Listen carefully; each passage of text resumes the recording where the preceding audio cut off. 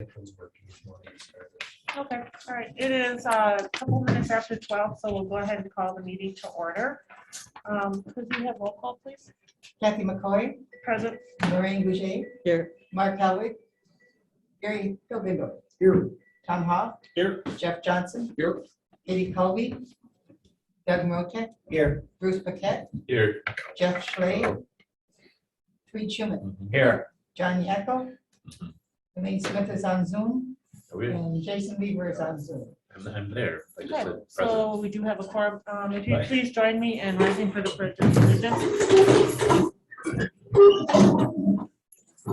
I pledge allegiance to the flag of the United States of America and to the republic for which it stands, one nation, under God, indivisible, with liberty and justice for all. Thank you. And clerk, we have certification of compliance. As required by section 19.84 of the Wisconsin statutes. Thank you. Next thing is meeting agenda. Does anybody have anything else that they would like to add or move around in a different order? If that, we'll move on to public comments. Is there anybody from the public who would like to make a comment at this time? No hands up. Okay. All right, thank you. Next thing is minutes from the previous meeting. I believe you should have received those. I'll make a motion to approve. The only thing I noticed on what I got in email is that it says March 16th, not February 16th for the date of the meeting. Yeah. I And said it that is too. changed. I'll Okay. second that with those, with that edit, please. I have a motion and a second to approve the minutes with the correction to the date of the next meeting. Any other discussion? If not, all in favor? Aye. Motion carries. The kiosk update. I asked for that to be added on there. Thank you. I guess this is kind of a question for the committee as a whole, more specifically for Justice Point with the added personnel that Justice Point is going to have now. I know we had previous discussion about having overflow personnel or overflow individuals coming over to test at the kiosk instead of seeing you guys. Are you guys going to be able to have enough capacity now to not do that, or should we still move forward with that? We can test people. I think, and I think you and I have had this discussion, there's benefits to both. Right. The benefit obviously to the kiosk is that it's all hours, which, we're not there nights and weekends. We are there some nights, but not late into the night. And then it charges clients, correct? Every time they use it, and we're a free service. So there's that. And then we also have the ability to do more than just tests. Right. So, that people need to take that into consideration when they think of that. And it's, I guess it doesn't really matter to me one way or the other, but the reason that it got brought to my attention is I ended up paying the January invoice and nobody's using it. So I Right. don't want to keep paying on that Yeah. unless it's going to be a useful tool. But if the committee thinks it's going to be a useful tool, then it's worth it because we don't get charged if enough clients are testing. So So is it $250 a month? Is that what it is? 122, I believe, is what I paid for It January. depended on how many people used it. Well, and nobody used it. in Nobody January, so used I it. think, yep, Okay. And that's just the alcohol? correct. Right. It's alcohol or check-in. Okay, So they can come and just check in there. right, because there are situations where I would like to be able to use that as a bond condition to where, I'm not gonna come up with a certain back scenario, but where maybe if it's just alcohol, they could still utilize services if they want, but as far as a bond condition, it would make me feel better that if, depending on what it is, we could order them to check in every day there. I know that we've had several in the past individuals that did that and were successful on it without having to tie up Justice Point's hand. Not that they couldn't go out and ask for services anyway, but it would be a part of the bond condition. So if that's available, I'll start doing that. Yeah, then it would just be a matter of the three of us getting together to figure out notification and if somebody misses a test, Sure. fails a test, Yeah, things that's like right. that. So we can figure out a time to discuss that. So How much do they charge for that? I believe it's $350.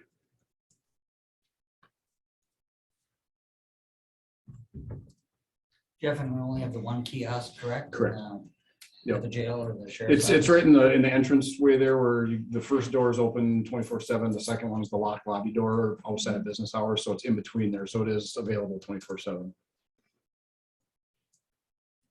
So before it was being used kind of as random testing, correct? I mean, people were set up so that Correct. they could access it 24/7, so you could have somebody come in at 8 o'clock on Friday night or whatever. Yes. day.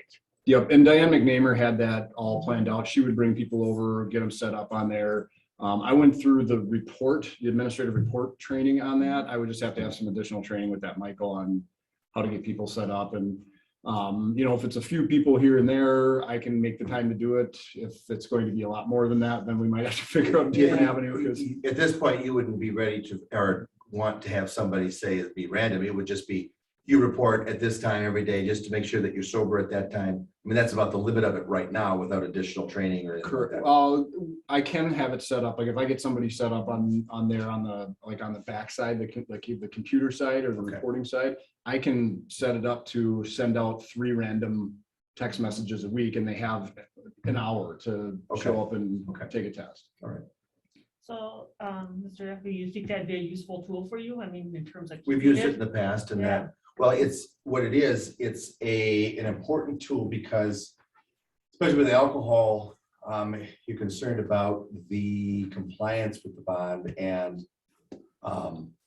if you're forcing them to go in and blow into it and showing that they're sober, that benefits the individual as well, saying, look, I did this for 4 months straight while this case was processing in 10 months and haven't had any violation, or maybe there was one violation, but we took care of that, and that benefits them as well. But it also assures that it gives the court some assurances that public safety is not at risk because this person is staying sober. So that it has a dual function there. Didn't that kiosk have limited capacity to also test for certain drugs? No, I think what Michael was talking about with that testing was that it would require somebody to report. And I'm hesitant to crack that door because then it would be jail staff doing the drug testing, and You're they're short already, already yeah. overworked as it is. Lieutenant Johnson, when Diane McNeamer had people set up, if someone was testing positive, like on the weekend or at night, then were your staff coming out and addressing it with the person or intervening at all? Or were they just free to go and then it was reported as a violation? From my understanding, it was simply reported as a violation. I took over not too long before Diane retired, so I wasn't extremely familiar with that aspect of it. But I believe it was just information that came across after the fact in a report. There just aren't enough resources Yeah. to Right, Yeah, be, that's why it's a standalone kiosk. I mean, Yep. so it just gives the information. yeah. correct. So how many do you record or you test? How many people do Yeah, we test? yeah. Well, currently on pretrial, we have 56 people. So theoretically, we'll test about 56 people. And that's staggers. You get different times, different days. We have people on diversion too, and we test them. Is that 56 what you're capable of doing, or is that what the court's ordered? That's what we have on pretrial Right. right now. We have 216 on the wait list. Okay. But we're getting up and running. No, I get it. I mean, I understand there's there's no limitation. Yeah. Well, that's gonna change now too. Yeah. And we did have more at one point, but we've been scaling back. But now that we're getting more staff on board, we'll start taking on more eventually. Becky, are these 56 kiosks or are they the swabs and everything, We including everything? Yep, we meet with them face to face. We don't utilize the kiosk at all. And I think that's what Mr. Johnson's getting to. The fact is there any way that can be a useful tool to Justice Point and also to the judge, right? Especially for some of the overflow. Yeah. Mhm. Mhm. Because I Honestly, don't- Oh, go ahead. I'm sorry. no, I'm hesitant to use it as a tool for Justice Point clients because we're asking the clients to come down and test. And if they are positive for alcohol, they're on supervision with our case managers, but we can't have case managers to do any type of intervention at that point. And then they're leaving and we don't know what they're doing. I don't know if they're the ones who are driving or So I wouldn't want to use it for our, as a tool for our case managers. I would prefer that they come into the office and test so that we have then an intervention if that person is testing positive or needs other types of services. Back to the other question, we had talked about using it with Huber to check in, to make sure that they're not using alcohol. Has it been used, or you don't have that No, many we Huber don't cases need- where it's a big deal? No, we don't need to at this point. The Hubers that are going in and out to work are UA'd randomly, and jail staff has training and PBT certification and everything else. So if somebody comes in and they smell alcohol, they seem like they're messed up, they can UA them whenever they want to at that point. They're a sentenced inmate, so. Okay, all right. Or PBT them, yeah, either way. So it gets back to the question, I guess, we didn't really help you very much, whether it's worth keeping or not. Well, right? that was why I wanted to have it for discussion here, and I especially don't like paying things that I don't Yes. have to pay for, but if it's a useful tool and enough people are using it, and we don't have to pay for it, so. Well, it sounds like the judge wants it. Well, if we get OW, I mean, the problem is if we get OWIs, it's nice to have. But the problem is that we don't have that many coming through. I mean, there are, but I mean, it's obviously we're aware that alcohol seems to be less and less of a problem. Not that it isn't. I mean, I know that there's a lot of problems out there, but it's getting magnified by other things. And so would you have just one of your, I guess, your old fashioned alcohol cases where you got a third, fourth, or fifth offense, and you put somebody on a bond, and if they're and they're released, you'd like to have that assurance that they are, following that, and then you can check in and at the next court date say, hey, wait a second, there's no violations here, so you're not drinking. Are you going to some type of treatment, or have you reached out? Where are you going? Or if there are violations, you can have a conversation saying you need to go get some treatment. Because I mean, you never discussed this. Do you want? I mean, I didn't think that alcohol. I know you can do that with them, but that's not generally the focus, is it? Or do you not make a distinction? Judge, we have there's a budget with Justice Point if they're on pretrial to put people on remote breath. I believe Scram too. So you do have some tools available And I think for those individuals. And the Justice Point comes down. I think there's certain situations where I could utilize the kiosk. If you said you were taking it away, would I put up a big fight? No. But if it's available and we're going to keep it, I'm going to try to utilize it. But I guess, Judge, my question then is, are we looking at one person a week? I mean, something like that, jail staff can PBT them, and then that mechanism's in place. If they PBT positive, then they can call for patrol and the subject doesn't leave. I mean, that's more of a fail safe than them walking into the lobby at 8 o'clock at night, but. I'm not in a position to say whether or not it's cost effective or not.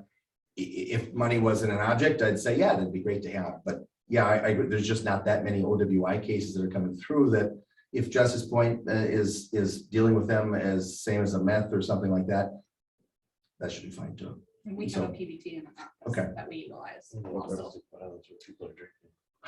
Yeah, that's a good one. I missed it. I'm sorry. Yeah, well, yeah, you mumbled it. Right. Domestic violence. Oh, yeah. Where there's alcohol involved. So, it's still maybe a misdemeanor or something, but you've got something. Somebody says from jail, I'm going to quit drinking. This was all wrong. It was alcohol. And okay, well, are you going to get help? And then, they're not going to cause a problem if they stay sober. And then you just have some assurances. But I agree. If it's a cost and how are we utilizing it? I guess maybe if I could say something, would maybe see over the next month or two, I see if we agree. use it. That's what I was If thinking. we're starting to use it, Yeah. if we're still not, then maybe it'll be worth Yeah, we can assess it again. not having, but see if we, now that we're all kind of on the same page, maybe we could start utilizing a little bit more. And if we're just not, the numbers aren't coming through to justify it, then I think I feel a lot better getting rid of it. Okay. You Yeah. bought the kiosk already, right? Oh, No, it's a monthly rental fee if it doesn't get enough use. So, because when Diane had, I don't remember how many people she had set up on it, but Precision Kiosk was making enough money by the testing. They weren't charging us to have the kiosk. Now they're not making anything, and it's tying up a kiosk they could have somewhere else. So now they're charging us.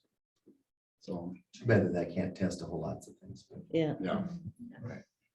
Okay, so I think what we'll do in 2 months, we'll put it back on the agenda, kind of see if it gets any more use or whatever, and make keep it at that. Because Works for you're me. absolutely correct. There's no point in paying out of your budget for something that's not being used. Well, and like I said, that's why I wanted to have this discussion, because if there was something that I was missing or not thinking of, obviously, yeah, we'd want to keep it, but yeah, I guess we'll see where we're at in a couple months and go from there. Is it been in service like all through last fall and everything? Or is it more? We recent had, that I it's think come we up? had one person that was continuously testing on it post Dan McNamer, because he didn't know that he didn't have to anymore. Okay. Well, because I, Well, that 'cause I works know out I, good then. I asked the court security officer like last fall, just saying, is that kiosk, is it, because every once in a while it comes up. And the response was, I don't, there's an issue or something about it. And so I never followed up with it. So that was my fault, but, We don't have anybody left in court services that was working here when it was in use. okay, so they When just. it was in regular. That's right, so they just, Yeah. They the don't know about information's it. not there. Right. yet, So maybe right, if you can get the information out to people in court services, again, they Yeah. can start to use it as a tool again. Right. Yeah. All right, criminal justice coordinator update. Okay, so we already went through, we currently have 56 people on pretrial. We have 216 people on our wait list. We have 8 current people on diversion. We've done case plans for 6 people that are awaiting their plea hearings to get those put in place. We have 4 on electronic monitor and 1 on alcohol monitor. And do you want to update us where we're at with new hires and stuff and Oh, introduce yeah. us perhaps? Yes, so Katie is our new case manager. She started with us on January 17th. We have a pretrial specialist who will be starting with us on March 1st. And we have another case manager who will be starting with us on March 14th. So as soon as we get everybody on board, and I don't foresee training taking a very long time, we will be able to start taking on more people. Katie is doing very well in her training, so we will be able to start taking people off of that wait list very soon. So what are those people doing that are on that waiting list? They're not doing anything with us. We talk to them about, maintaining their bond, staying in touch with their attorney. They can come to us, and some people do come to us for things, but we're just not supervising them on their bond conditions. Anybody have any questions? Right. Becky, so you came and met with tribal government and toured the facility, which we're offering you that office space. When do you think you will occupy that, and you have an update for us? As soon as everybody's trained and we are fully staffed. So I would hopefully anticipate by like the end of March. Anybody else have any other questions? Just, could you confirm your last name? for me? Sure, my last name is Dussel. It's Dussl. Looks like there should be, or sounds like there should be an E, but there's not. Is it Kate? With a K? Katie with a K and no E, Kati. Dussl. Okay, thank you very much and welcome on board. Thank you. Thank you very much. Community service updates. Gary, got anything new and exciting? Yeah, we've had graduates Two since the couple. last, one of them just went back over to St. Croix and did really well, and it's gonna be getting married, so. Oh my that's good. gosh. That's good, and there's a few in the pipeline now for the men's house, and the ladies' house is actually full right now, so. Anyway, good stuff. You said the men's is full, No, the ladies. is the full. ladies is full. There's, Okay. with the most recent graduate, there's actually 3 openings at the men's house, so. Oh, okay. But the pipeline is full. There's someone from Phillips coming in. And there's someone from Hayward here that is possibly going to be coming in too. So So how many women are there then? there's 5 over there right now. Okay. And 3 of them have kids there, so that makes it real interesting. But it's good though. to That's a have that. challenge. Yeah. I think Elaine, you're on Zoom, right? Yes. I was just wondering to ask her about the Healing to Wellness Court. I know she expressed they had lost somebody which was tragic last month, and I just wondered if she had any updates on, I think that grant's coming to an end. The only update that I have, and thank you for mentioning that, I appreciate that. The update that I have is there were 2 referrals that passed through our team at our last meeting.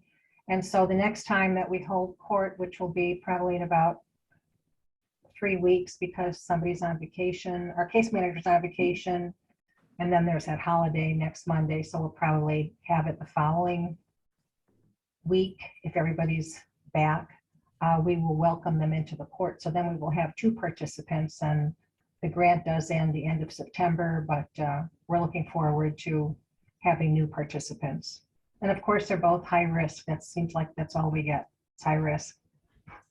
It makes it difficult. So is there any chance of securing another grant to carry that program forward? Well, the type of grant that we received is a one-time only. There are other grants that we will be looking for with the grants department, the tribes grants department, and they've been very helpful. So I don't know. I really don't know if that's going to happen or not, but we are hopeful. Okay, well, thank you very much. I Yeah. appreciate the update. Thank you. Anything else with community services update? Any other programs? Virginia, I think you still got stuff going on in the jail, quite a bit of stuff. You have quite a bit of stuff going on in the jail still? Yep. WITC is still doing, We have literacy, GD program is not currently going on. I don't believe, or are they coming back in? You remember? They are coming back in, but slowly. Yes. Yeah. Yep. Okay, yeah, then still have the first AL programs in there, the, religious leaders. We're Yeah. doing a literacy to, what is it called? It's something to read. It's through, it's a grant through, it's not our grant, UW Yeah. Extension has a grant Yeah. for, where basically what they do is they get it set up and it'll start off with a very few number of inmates, but it's so they can read to their children. Okay. So it's recorded via Zoom. They have a list of kids' books they can pick from. They can practice ahead of time. They have to watch an hour-long workshop, but then they go in and they, read to the camera Mhm. basically. So it's like they're reading. UW gets permission from the caretaker of the children. And then they send, after jail staff reviews the video of them reading, the UW Extension will send the video along with a copy of that book to the Nice. caretaker for the kids, so the kid can watch their parent that's incarcerated. That's a read really to nice them. little deal, yeah. Yeah, And make that connection. It I is. think we're starting that March 3rd. I It's our first one? believe so, yeah, because she's coming on the 2nd to drop off the books. Okay, great. Yeah, well, wonderful. Thank you. The more of that we can do, obviously, Yeah. the better. It keeps those people connected to the Yeah. community, right? Yep. So, So have you had a lot of, like, the tribal people coming out? Remember they were gonna meet with inmates and support them in ways they could, that's still happening? Is that, Any professional volunteer that wants to come in that has already been approved and schedules through Justice Point, yeah, they're still coming in. So they come, the men come every other week, the women come every other week. okay, so they can But they alternate? had like a lot of, they had COVID. Yep. And they had, so we Yep. had a lot of cancellations, Yeah. but starting, I think, 2 weeks ago, did they start Yep. coming back? Yeah. Good, Yeah, 2 weeks ago, yep.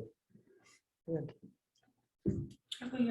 I mentioned this at the public safety, and I thought that I would mention it here because in what we're dealing with here and what we see, certainly for us in the court system, we see lots of people struggling, lots of lives destroyed, and you see the pain and the hurt of people trying to get back to where they were, to repair relationships with their family.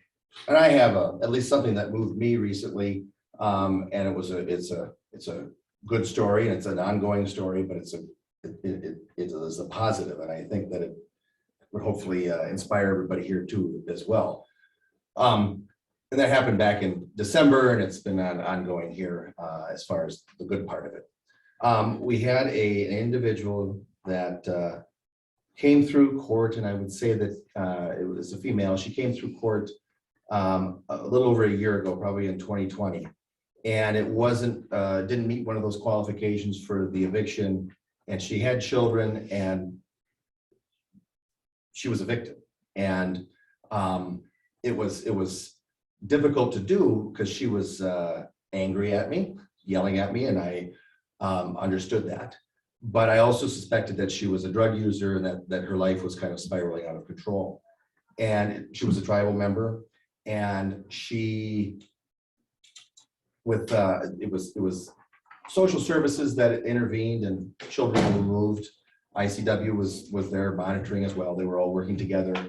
And when she appeared at the initial appearance, she had already gone down to Magnolia Ranch and then was at some other, one of their other facilities down in Florida. And this individual, when she appeared by Zoom, cursed me, yelled at me, and said, well, if me getting clean means I get my kids back, then goddamn it, I'm gonna do it. And I didn't say anything to her because you could see that, just that spirit inside of her and that fight. And at the course of the year of 2021, there was appearances by Zoom, and every time you saw her, she looked better, she responded better, and finally, later in the year, she appeared in court. I couldn't believe it. She apologized for anything she ever said bad to the court staff or to the security officer, and she's like, you know what, I did it. I'm here. I'm getting my kids back, and the agencies agreed. You know, they said that, and this person has been out in the community advocating for people who are using, encouraging people to go to treatment, and it is just such a wonderful story to see how far gone she was and to see how she's come back. It's just a great story, and it's just a wonderful thing. And you know, it's nerve-wracking because I know that somebody in her position isn't always out of the woods. I've had a discussion with some general people around her about how you make sure that this individual doesn't fall back into the light that she was in, how she stays strong, she does it for her children. It's just a very inspiring story. And I wish I could go into more detail, but I can't. But just to say that it is one of the stories that has impressed me over the last 7 years of just seeing, you know what, even though we fail a lot and it's difficult and the stuff is so hard to get off of, when it does happen and you do see a success, it is inspiring, and it really motivates you. It's a wonderful thing. Well, So we're glad you came because Gary brought one of his graduates last month, and it was the same thing. I think the whole committee felt like, oh my God, Yeah. there's some hope out there. I mean, Yeah. it really was same type thing. It was it made everybody feel like, even if it's only one out of 100. Well, I it's still one communicated to this person. person. We have another individual who back maybe 4 or 5 years ago, probably maybe even more than that now, huge meth charge. Recommendation of prison. But this individual did about everything you could possibly imagine to warrant not going to prison between the time they were arrested and when they were sentenced. And so I took the assistant district attorney agreed, and we set the system up where he was on probation for a long period of time.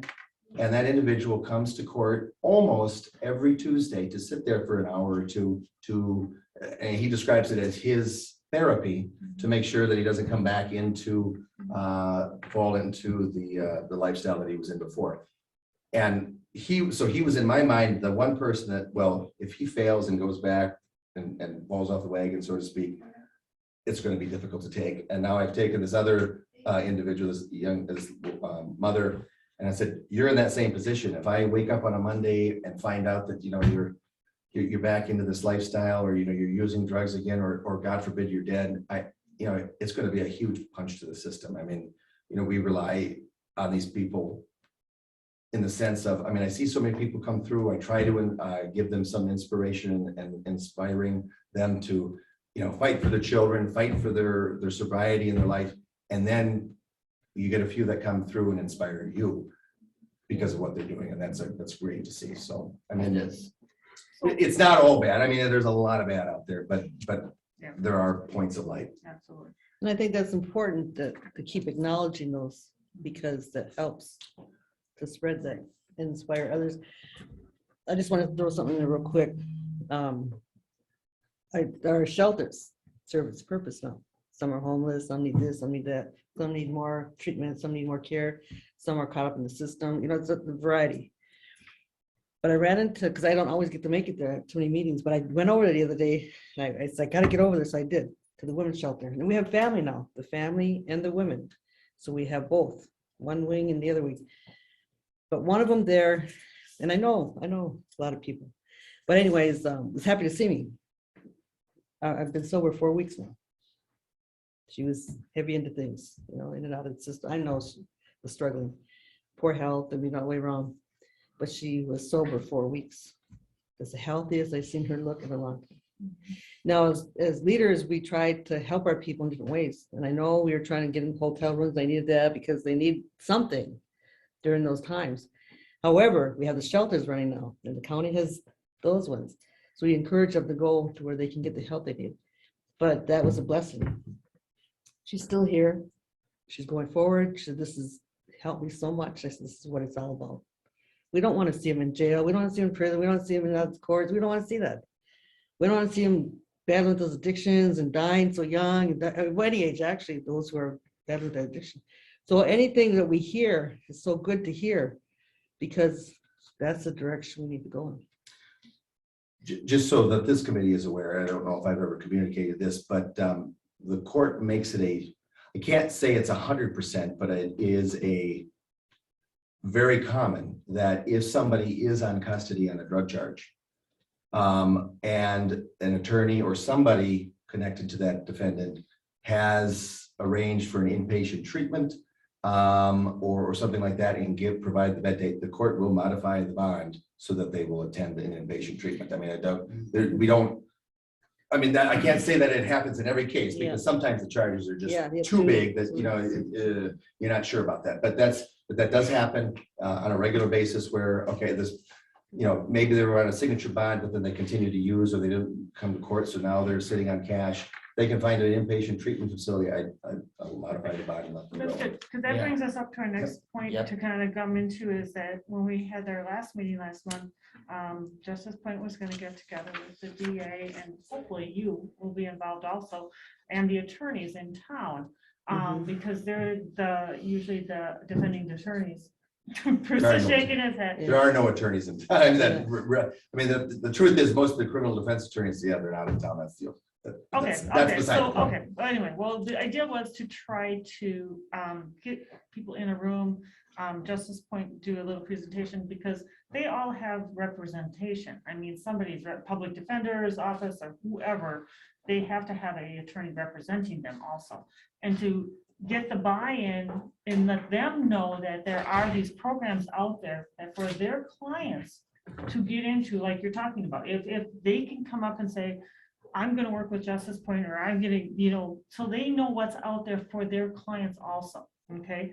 That way they can work with you to come and say, hey, my client has heard about this, my client's interested in doing this, or work with Bruce, or, you know, however, to coordinate that, because it needs, you guys can't do everything, obviously. I mean, and there's, you're dealing with a lot of different public defenders, I assume, correct? I mean, Absolutely. yeah, I mean, so I don't know, and I think Justice Point was working on trying to put together a very, very brief presentation, you know, We nothing, are working on it. yeah, nothing very lengthy.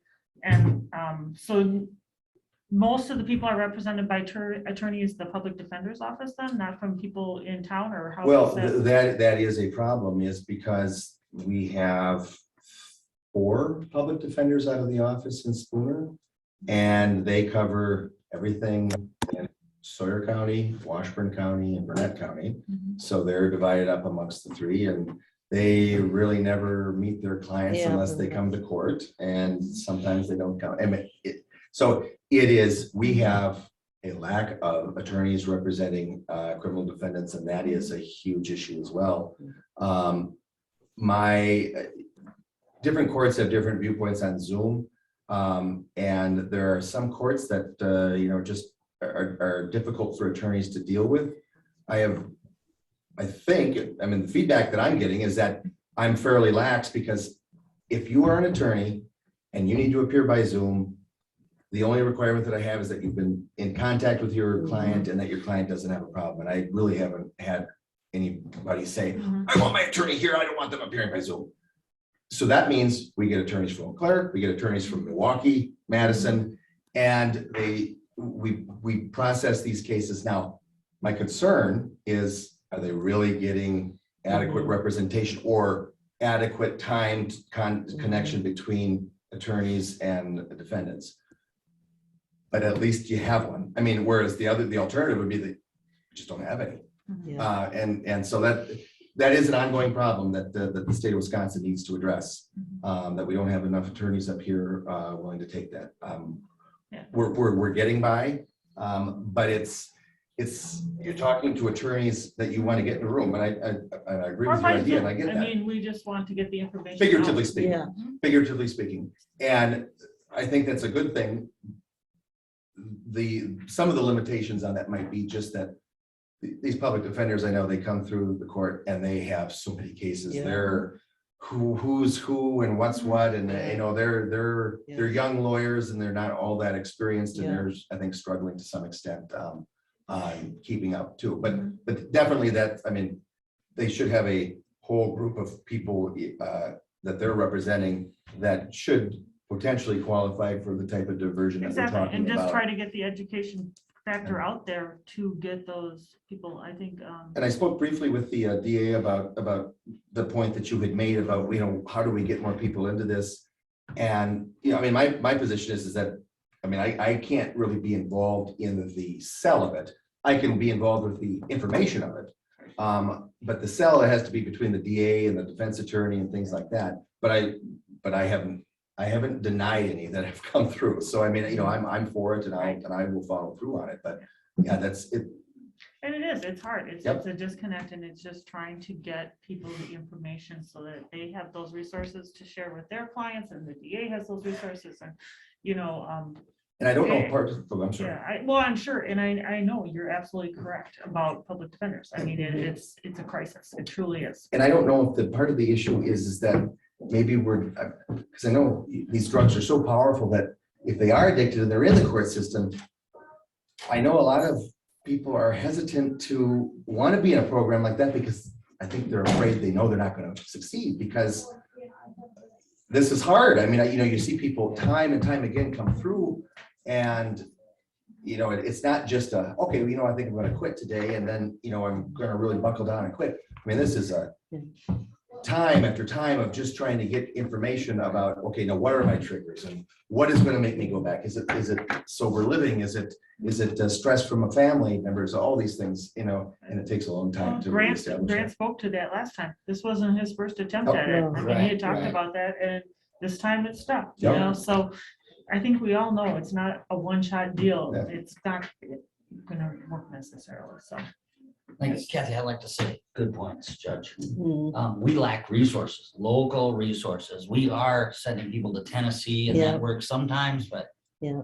sometimes we don't get them there, or God knows where they're going after that. We need a transition home. Yeah. So one thing I wanted to add to future agenda items is the use of these opioid settlement dollars. Okay. The tribe's getting a bunch, the county's getting a big allotment. I would like this committee to come together and decide where should we use that for the biggest bang for that money. And maybe it's a local treatment center, a program, more counselors, something that can assist our people right here where we don't have to send them 4 states away to get this.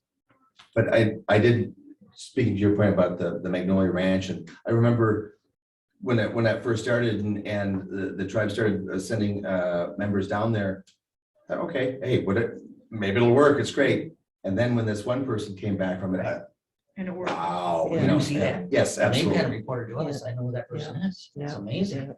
Yeah. But you know, when you talked about that representation in that courtroom, that's been a concern for many years, many years. When you talked about they coming in, they only meet with their client, or 5 minutes before the court hearing, and then bam, to shuffling things out next, then a lot of them told, why don't you just plea out, you know what I mean? And then they don't even get a chance to be defended the way they should be. Those are things that we see and we could get concerned about. It's like, really, we can't have this, because then okay, I'll take a plea, because then otherwise you're looking at this many years, you know? It's like, so what are they gonna do? You know what they're gonna do. But still, so what I hear, what you're saying, because it's been a concern of ours for a long time, and we do have to address that. We do have to do what we can so that we get through the process the way with that justice being done. I Can can't I say Mr. interrupt Dig. Mr. Ro- No, I'm had sorry, his hand up, I'm Sheriff. sorry. I was just gonna say, when you listen to the success stories, it all ties into commonly having those high benchmarks of standards, especially when it's the housing and shelter facilities where they're at. If we have those high benchmarks of standards where they stay with good support and structure that way, the success is much higher. Mhm, And that's why, the House of Hope and these others, mhm. we have to maintain that high level of standards to have that longer term success, I think. Yeah. Even the jail setting, there is, it's that structure that makes the difference. Because we gotta break that recidivism. We have to break that Yes. cycle. Yep. It's One other point that I want to make, and I don't want to just keep talking, I apologize for that. But this was something that I wanted to share because it mattered to me.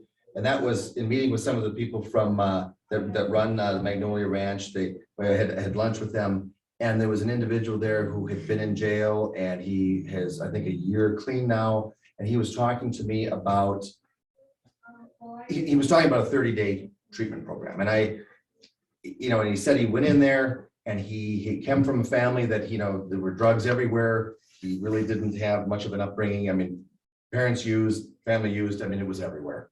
And he never he never talked about his feelings. He never, expressed anything. And he was talking about a 30-day treatment program. And I'm just like, a 30-day treatment program, what does that do? You can't get off, these severe drugs in 30 days. He goes, no, but what that did was I started building some trust with people in that 30 days. And for the first time, I started expressing myself. Yes, I wasn't sober after that, I got out. But the next time I went in, I had that basis and I started opening up more and more, and that led to better things. And I'm like, all right. So I have a better perspective of it, is that even if it fails, you're hoping that they get Yeah. some tool in their pocket so that they can utilize it again, and then they have enough to finally succeed. Yeah. And then when I was talking to Mr. Stoner, his comment to me was, he goes, people talk about recovery. And he goes, it's not really about recovery. He goes, because a lot of us don't know what recovery implies, that you had it good and it was sober, and you know what that looks like. Because a lot of us grew up in bad situations. And he goes, so it's not recovery, it's discovery about the world that's out there, that's sober, that we're discovering, that's out there that we're not used to, we didn't know before. And I'm like, oh my God, you're blowing my mind, man. That was important. I think that's a great way of looking at a lot of people in our community that are struggling. It's not about recovery, it's about discovery of sobriety and where that's going to take you. Yeah. All right, so does anybody else have any items for future agenda? I've got the use of the opioid settlement dollars, if there's suggestions or things related to that. Anything else? We got the kiosk in a couple months, we'll revisit the kiosk situation.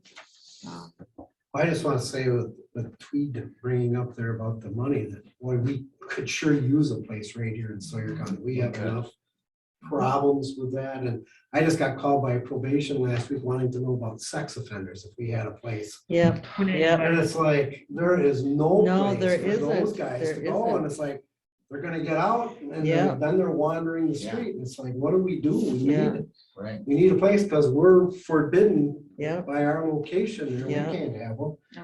And Yeah. it's like, I don't know what to tell them. And it's like, there's no place for those guys to Yeah. go either. Same with our shelters. Yeah. For You can't have them out there. Yeah, What do we do in-house. around? We put them in hotels. Yeah, And- that was, Yeah. And we gotta try to come up with a way to address that, because the state is trying to find those placements too for Wish these we could have a individuals. Magnolia Ranch around here for the. Well, it's in-house treatment, yeah. And then that gets back to even, I lost my train of thought. With mental health counseling in the Yeah. jail. I know Lieutenant has been talking about that for several years, that people need counseling, they want counseling, and we don't have the resources to give it to them, and they're in the ideal, I want to say ideal, but you've got a captive audience when you're in jail, whether you like it or not, because, and if they're reaching out and want help, The that's state of ideal. Wisconsin doesn't have the resources either. I've had a criminal matter in November where a tribal member was charged with a felony. She was deemed to be incompetent by an evaluation from the Department of Health Services for the state. And so the case was suspended. She was to be committed for treatment and evaluation until she came back to competency. A month later, her attorney brings a motion saying she's still sitting over at the jail. I'm like, what? So we have a hearing. I release her because she has family members there saying we're gonna watch her, but I make a big record because I'm like, if she goes out and creates another crime or hurts somebody, or, you know, I need to make a record of this as to why we're in this situation. She's still out. She's doing fairly well, but she should be in a mental institution being committed. And this is from November, and now it's February, and they still have not come to get her. This is, I mean, and they wanted me to keep her in custody until they came and got her. And then that's on Sawyer County's dime, when it should be the state of Wisconsin paying for her treatment. Oh, it's, Exactly. it's Okay. horrendous. But we want to keep this Yep. under hour Right. because I'm determined to do that. So anything else for next, well, that's I guess the question. Do you want to meet next month or do we want to take a month off and then come back? I don't, you know, we could take a month off. I think Justice Point is in transition with a lot of new employees.